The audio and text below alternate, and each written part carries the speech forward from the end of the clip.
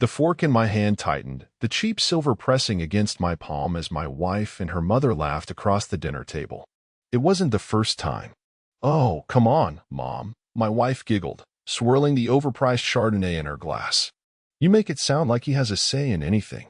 He just pays for it." Her mother cackled, setting down her plate with an exaggerated clatter. "Sweetheart, let's be honest. He doesn't have a say. That's the point. Men like him," she waved her fork lazily in my direction without even looking at me, "are walking direct deposits. Stability, a nice house, a car that doesn't break down, and the privilege of never having to look at a price tag. And in return, they get to feel needed. It's cute, really." I swallowed down the burning taste of bile. Not a single person at the table seemed uncomfortable with what had just been said. Not my wife. Not her mother. Not even the cousin who'd married into the family, too new to have a real opinion, but clearly too spineless to say anything. They weren't joking. That was the worst part. They genuinely believed it. I pushed a half-smile onto my face and took another bite, barely tasting it. My heartbeat pounded in my ears, drowning out the clinking of their glasses as they toasted to what? My own humiliation? Their smug superiority? I wasn't sure. But what I was sure of, in that exact moment, was that I would never, ever forget this dinner. "You're awfully quiet tonight," my wife said suddenly, tilting her head as she eyed me. "Something on your mind?" "Something on my mind?" "Yeah. The fact that I'd just been reduced to a human ATM in front of an entire dinner table, and everyone had nodded along like it was the most obvious thing in the world." I took a slow sip of water, letting the ice-cold liquid ground me before I answered. "No," I said, keeping my voice smooth. "Just thinking." Her lips curled. "Thinking? About what? Investments? Mortgage rates?" She snickered, shaking her head like I was some humorless accountant. "Relax, babe. You work too hard to stress over your money. That's my job." Her mother burst out laughing again, wiping a tear from the corner of her eye. It took everything in me not to snap the fork in my hand in half. Instead, I just exhaled slowly through my nose and smiled. The thing about people like them?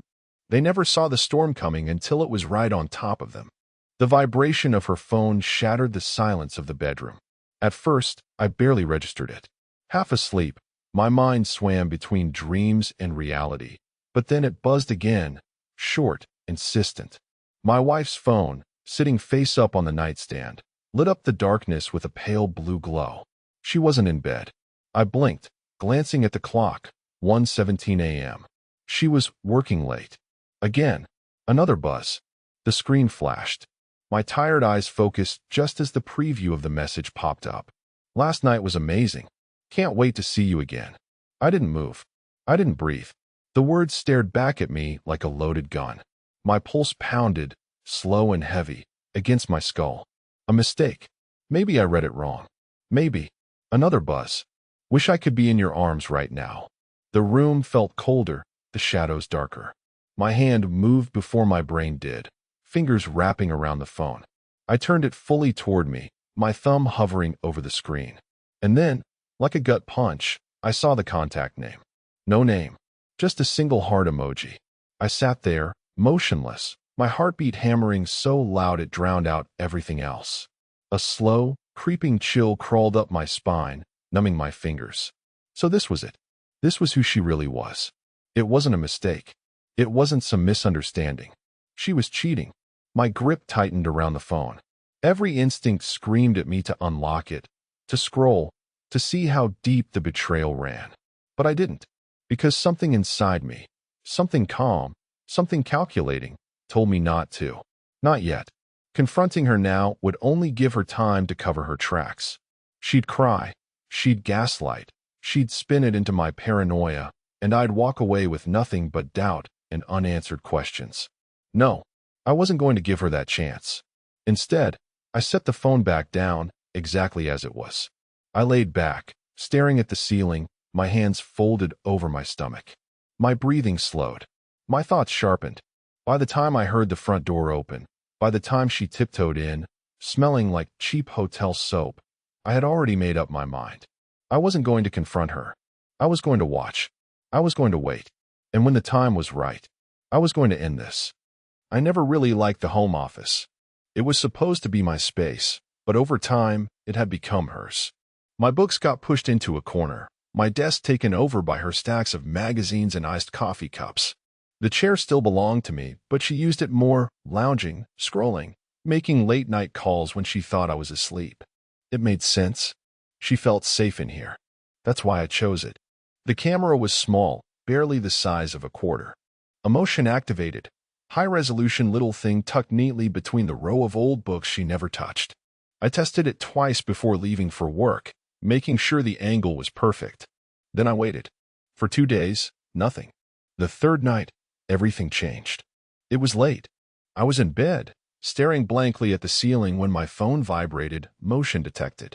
I clicked the notification, and there she was, in my office. Not alone. I pressed play, and the screen came to life with grainy movement.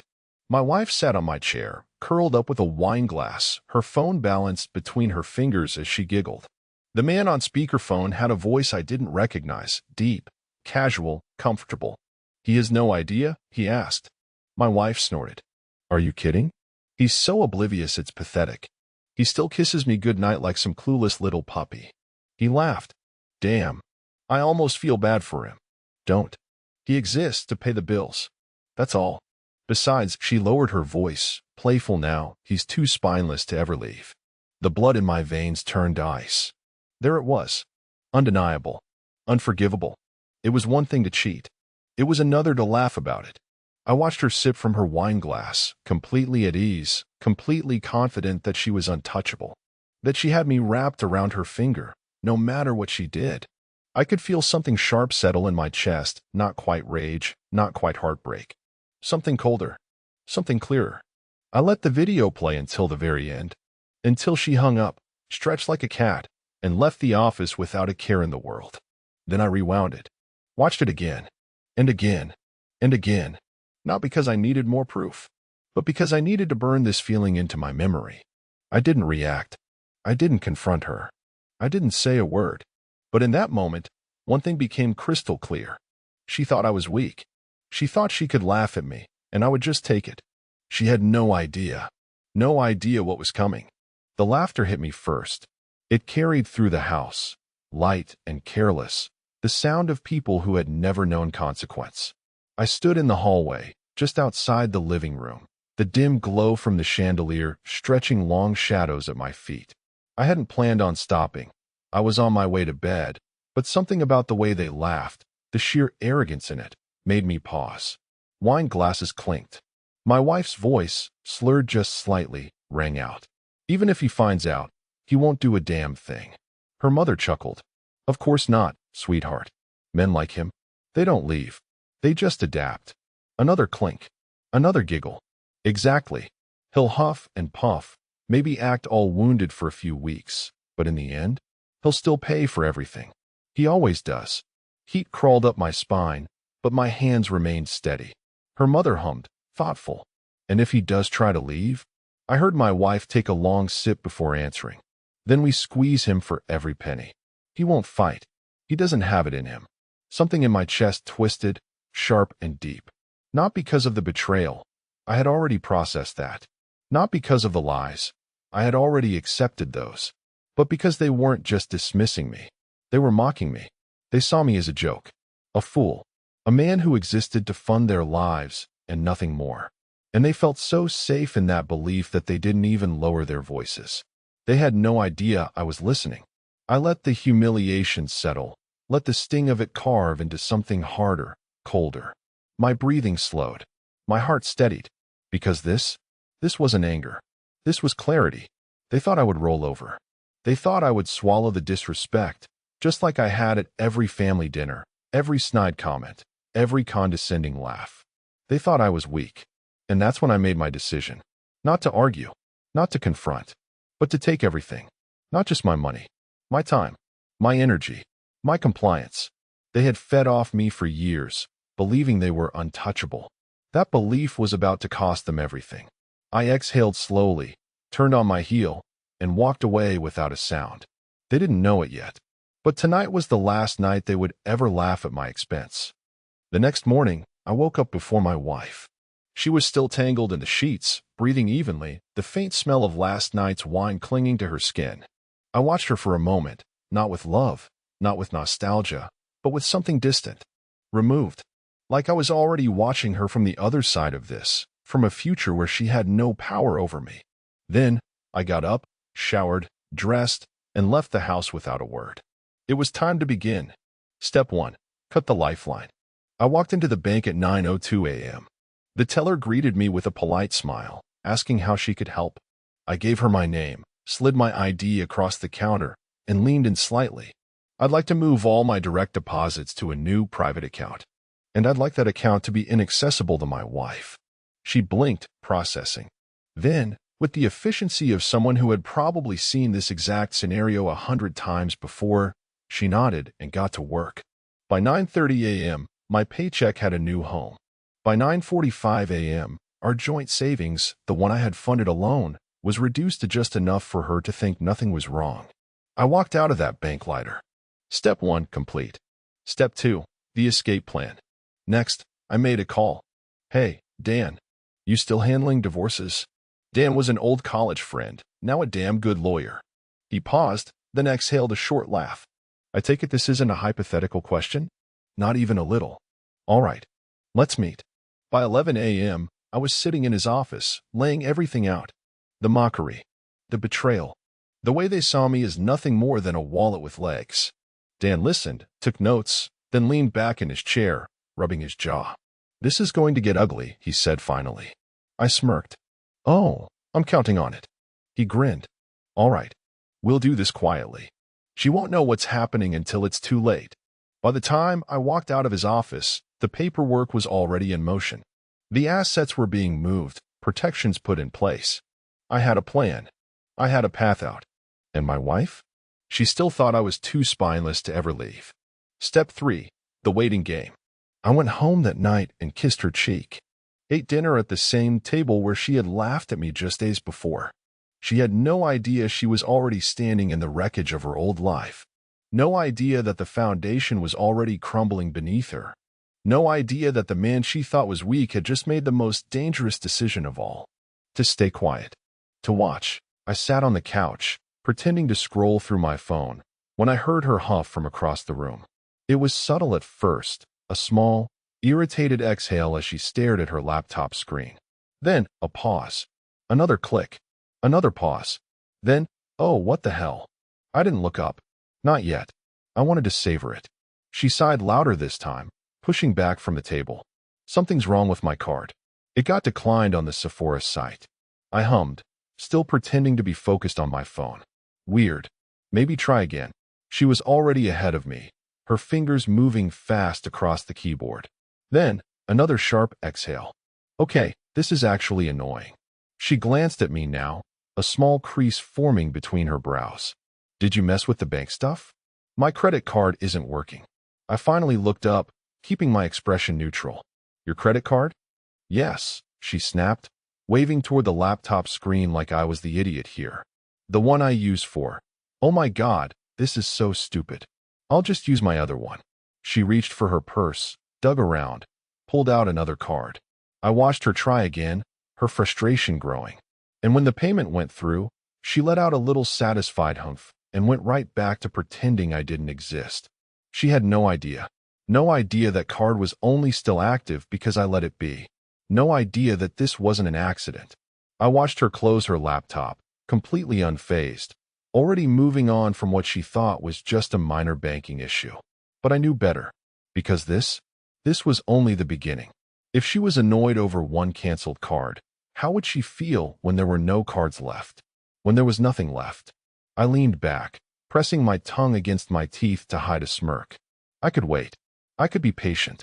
Because when the Real hit came, I wanted her to feel it everywhere. I sat across from my wife at the dinner table, watching as she twirled pasta around her fork, oblivious. The divorce papers were already filed. The legal machinery was in motion. But she didn't know that. Not yet. She still thought she was in control. Do you want red or white? She asked, holding up 2 bottles of wine. I smiled. White. She poured the glass, set it in front of me, and leaned back in her chair like she had nothing to worry about. Like the life she was sitting in, the house, the bills, the comfortable little bubble of security, wasn't already slipping through her fingers. I sipped my wine, watching her, studying her. She had no idea that in my pocket was a neatly folded envelope containing the papers that would officially end our marriage. She had no idea that in 48 hours, she'd be served. And the best part? I wasn't going anywhere. Not yet. Most men, when they find out their wife is cheating, pack a bag, slam the door, and storm out in a fit of righteous anger. And that's exactly what she expected. She expected me to break, to rage, to cry. Instead, I did the opposite. I stayed, and I played the part of the perfect husband. For the next 2 days, I was charming, attentive. I kissed her goodbye when I left for work, brought home her favorite takeout, even rubbed her shoulders when she sat on the couch scrolling through her phone, probably texting him. She ate it up. She thought I was softening. That's what made it fun. On the third morning, she was still in bed when the knock came at the door. Loud, firm, unavoidable. I sipped my coffee as I heard her groggy footsteps shuffle down the hall. The door opened. A beat of silence. Then, what the hell is this? I turned the page of my newspaper like I hadn't heard her. Her voice rose. What the hell is this? I glanced up, eyebrows raised. Morning, sweetheart. She stood in the doorway, divorce papers in hand, her face twisted in confusion. And that's when I knew she hadn't seen this coming at all. She thought she was untouchable. She thought I would never leave. But I just sat there, calm, my coffee warm in my hands, watching her world start to crumble. I stood just outside the kitchen, hidden in the hallway, listening. The divorce papers had been sitting on the counter for a full 24 hours now. She hadn't brought them up again. She hadn't cried, screamed, or even demanded an explanation. Instead, she had called her mother. And now they were sitting at the table, drinking their usual mid-afternoon wine, speaking in the hushed, knowing tones of women who thought they had the whole world figured out. Sweetheart, calm down, her mother was saying, her voice laced with amusement. This is nothing. It's just a tantrum. My wife huffed. I don't know, Mom. He looked different. Like, actually serious. Her mother laughed. Oh, please. He's not serious. Men like him don't leave. They threaten. They sulk. They try to make a point, but they never actually go through with it. You've had him wrapped around your finger for years. What? You think one little divorce paper changes that? I could hear the clink of her nails against the wine glass. Trust me, honey. Just act surprised. Maybe cry a little. If you really want to seal the deal, throw in a few "I can't believe you do this to me" lines. He'll feel guilty. And by next week, he'll be apologizing for scaring you. I watched my wife through the crack in the doorway, her perfectly manicured fingers tracing the rim of her glass. She was thinking, calculating. Yeah, she said slowly, as if testing the idea out loud. Yeah, maybe you're right. Her mother chuckled. Of course I'm right. You'll be fine, sweetheart. He's too weak to leave. He always has been. My fingers curled into a fist at my side. Too weak? I exhaled slowly, forcing my hand to relax. They still didn't get it. They still thought this was a game. That I would crawl back, apologize for her betrayal. That I would take the blame, pay their bills, keep them comfortable. I smiled to myself, a slow, creeping satisfaction settling in my chest. They had no idea how wrong they were. I had spent years funding their lives. Years sitting through their insults, their arrogance, their entitlement. And soon, they would find out exactly what happened when the ATM they depended on vanished. Let her try to cry. Let her try to play the victim. It wouldn't change a damn thing. She could fake her tears all she wanted. I was already gone. The moment she walked out the door, I got to work. She thought she had time. Thought she could strategize, manipulate, play her little game of crocodile tears and false remorse. But she was already too late. I sat down at my desk, opened my laptop, and began cutting her off.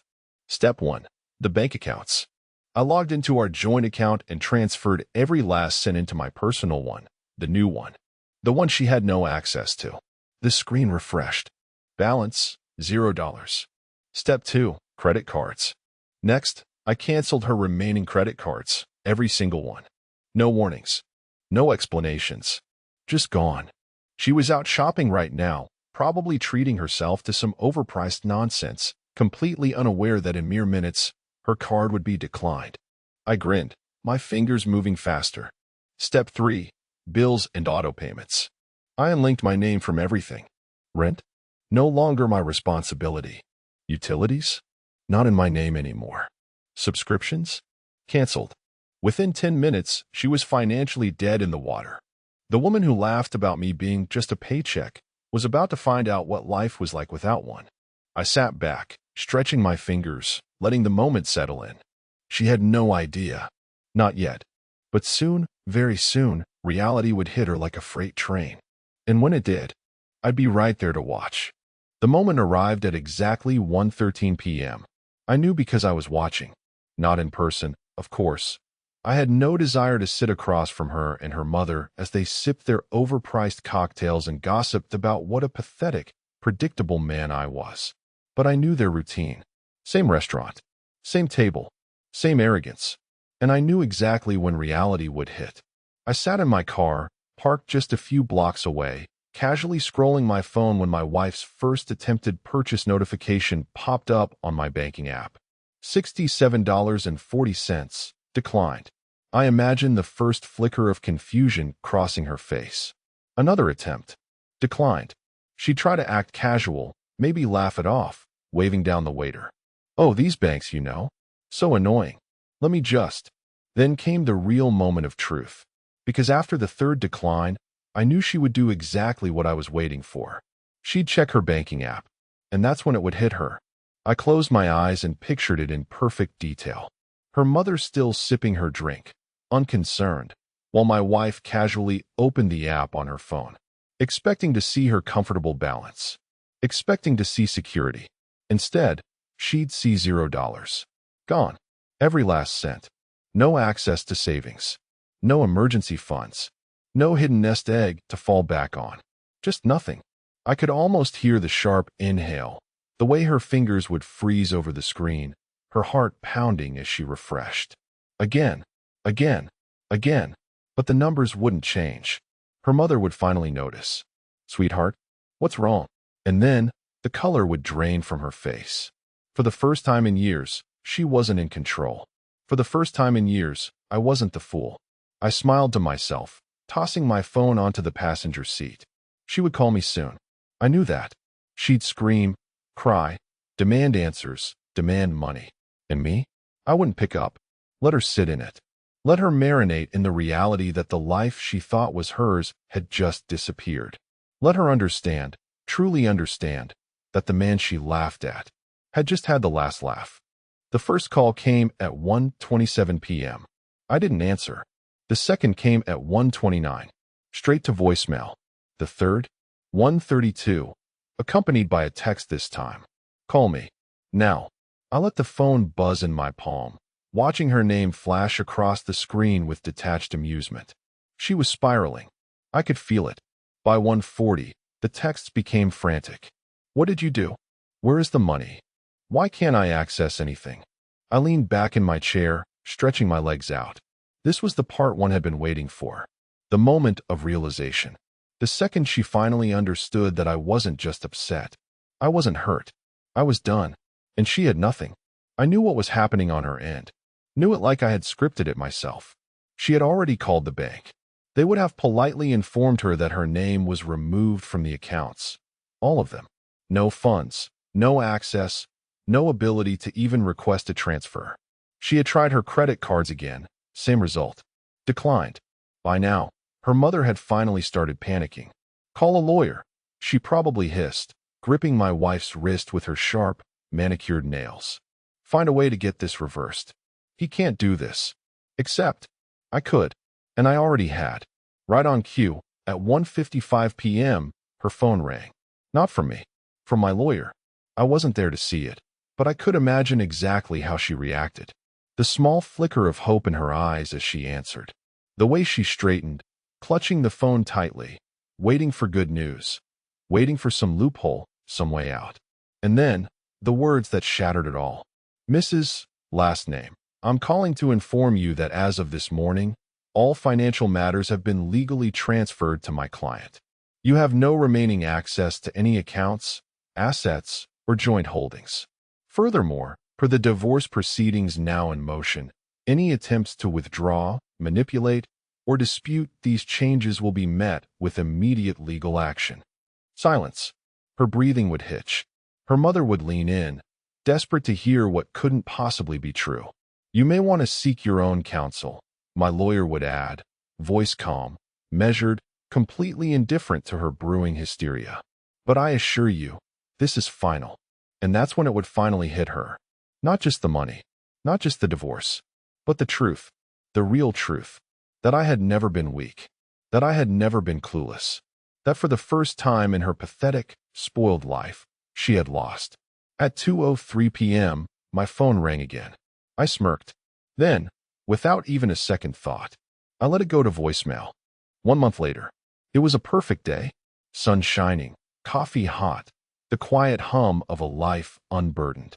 I had moved out a week after the papers were served, leaving them to scramble. The house, gone. The car, repossessed. Credit score, destroyed. I knew because I checked. Because I wanted to. They had nothing.